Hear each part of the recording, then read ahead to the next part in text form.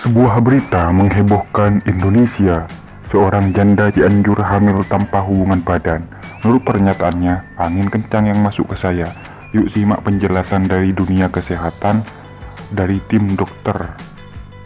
Tapi ada nggak ibu melahirkan tanpa senggama itu betul nggak gitu? Lalu saya cek ternyata ada ya berita kayak begini ya. Lalu ada juga yang bertanya, dok tolong dijelaskan gitu kan ya. Baik. Jadi sebenarnya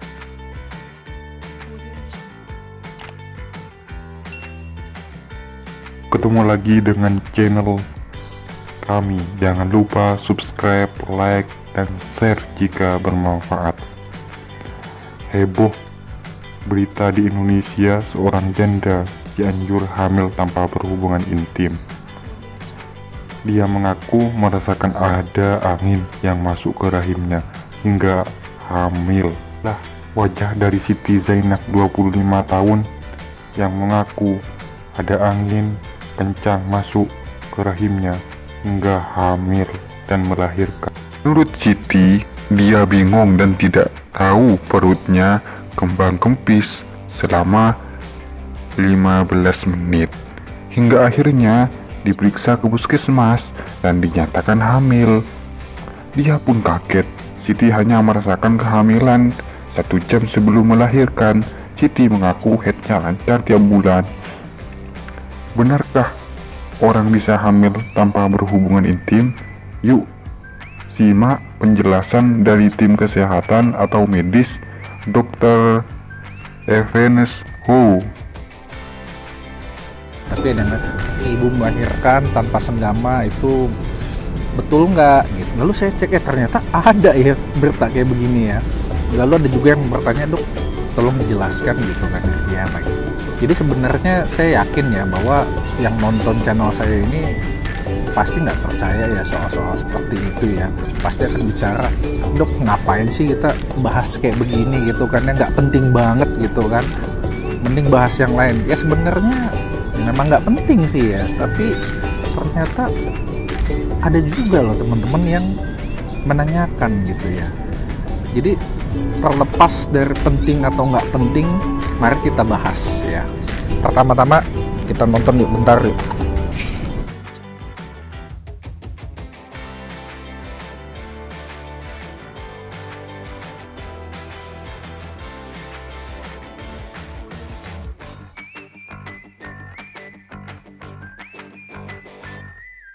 Ini sama saya juga sebenarnya pernah nonton video saya yang sebelum-sebelumnya. Apakah kita bisa hamil bila A, B, C, D gitu kan ya.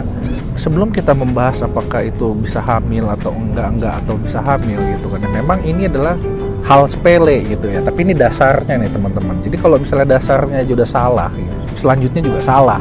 Ya kalau berita ini terjadi pada tahun 70-80-an ya mungkin orang bisa percaya ya. Gaib masih banyak, tapi kalau kayak begini akhir-akhir zaman kayak begini udah rasanya nggak mungkin. Sekarang kita bahas tentang keilmuannya dulu ya teman-teman ya. Tidak mungkin terjadi suatu kehamilan bila tidak ada pembuahan, yaitu dari sel telur dan sperma. Itu dulu yang pertama, kecuali Anda tumbuhan monokotil kali ya. Atau Anda hemaprodit gitu ya. Hemaprodit pun tidak bisa membuahi dirinya sendiri ya. Jadi ingat SMA dulu ya biologi. Anda nanya sama dokter kandungan mulai dari Sabang sampai Merauke, itu tidak mungkin seperti itu. Oke, tanpa adanya pembuahan. Nah, di situ kan dia sebutkan cerita tiba-tiba dia tahu-tahu sudah hamil. Jam 8 gitu kan ya, jam 8 tiba-tiba hamil.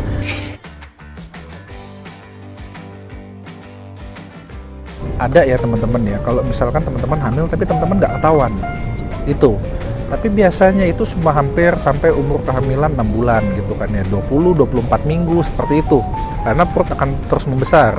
Atau memang tubuh ibunya itu gemuk, jadi tidak terlalu kelihatan kalau misalnya ternyata hamil. Jadi yang dirasakan hanya penambahan berat badan, ya kan? Itu dulu yang pertama, itu bisa ya. Selanjutnya dikatakan ada mens. Lagi menstruasi, tapi normal tiap bulan ente. Ya, Pak. Rasanya tidak mungkin kalau misalkan selama 9 bulan dia menyatakan bahwa saya tetap haid kok seperti ini gitu kan ya, tapi ternyata hamil. Mau diutak-atik gimana pun tidak masuk akal gitu. Lalu ada pernyataan lagi tentang hamilnya cepat.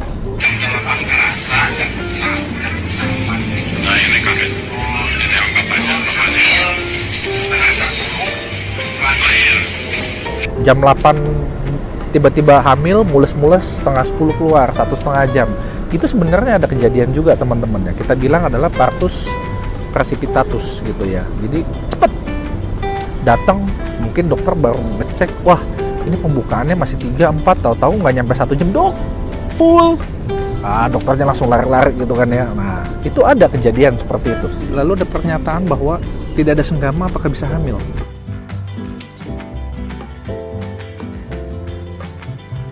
Nah ini sebenarnya menarik nih teman-teman. Mungkin akan ada yang banyak yang bilang bahwa tidak, dok saya tidak senggama dok, kenapa bisa hamil gitu kan ya. Maksudnya tidak melakukan penetrasi atau segala macam gitu ya. Jadi seperti ini teman-teman, di video-video saya sebelumnya seperti ini gitu kan, saya menjelaskan bahwa kemungkinan hamil itu bisa terjadi gitu kan ya, apabila ada sperma yang menempel di daerah misfi gitu kan ya, baik itu depan, apakah itu kena misfi, apakah itu menembus celana dalam basah itu, atau Anda melakukan petit atau gimana gitu kan ya, itu sebenarnya bisa ya, selama ada sperma menempel pada misfi, tidak dibersihkan, itu sebenarnya masuk akal di situ. Hal ini bisa terjadi kehamilan gitu kan ya. Jadi sebenarnya saya yakin teman-teman udah pada ngerti ini gitu kan ya. Tapi ya saya nggak bilang medianya salah. Bisa aja orangnya yang ngomong, medianya mah betul ngomong, nangkep apa adanya gitu kan ya, menjelaskan gitu kan ya. Nah di sini teman-teman mesti jelas bahwa hal seperti itu tidak akan mungkin terjadi apabila tidak ada pembuahan. Kalau misalkan Anda melakukan senggama, melakukan aktivitas seksual yang menyebabkan sperma itu bertemu dengan misfi dan bisa masuk ke dalam gitu kan ya, itu mungkin terjadi, entah celana dalamnya kena, apakah entah terkena di depan misfinya, itu bisa terjadi. Sayangnya di negara kita ini ya teman-teman ya, masih percaya hal-hal seperti itu. Jadi penjelasan yang sangat memungkinkan adalah ya mungkin betul tidak terjadi senggama, tetapi mungkin ada sperma yang menempel di misfi. Lalu yang kedua, saya secara pribadi teman-teman ya menemukan kasus sekitar 3-4 per tahun gitu ya, bahwa adanya kasus pemerkosaan ataupun anak di bawah umur digauli oleh keluarganya, maksudnya oleh paman, oleh ayah tiri gitu, itu ada. Jadi sebenarnya ini mengaruh ke arah efek sosial gitu teman-teman. Jadi karena ada sosial, mereka berbohong. Itu bisa terjadi. Karena sebenarnya saya sendiri aja nemu cukup banyak, 3-4 per tahun. Nah saya sendiri, gimana sama dokter-dokter yang lain loh gitu, ya kan? Pasti kalau dijumlahin sebenarnya banyak, cuma tidak terekspos. Jadi teman-teman, jangan terlalu kebanyakan nonton Kakek Sugiono ya. Kalau di kota-kota saya rasa sudah bicara, ini nggak mungkin. Cuma permasalahannya kalau di daerah gitu kan, masih ada yang percaya seperti ini tuh, masih ada. Jadi tujuan saya ini ya untuk ya supaya kita nggak bisa dibodohi gitu loh ya. Oleh berita-berita, pemilihan berita juga mesti lebih bagus. Kenapa saya bicara seperti ini juga untuk membantu program KB gitu kan, supaya ya tahu lah, mengerti lah bahwa sebenarnya ya itu kita aja yang dibegoin gitu loh ya.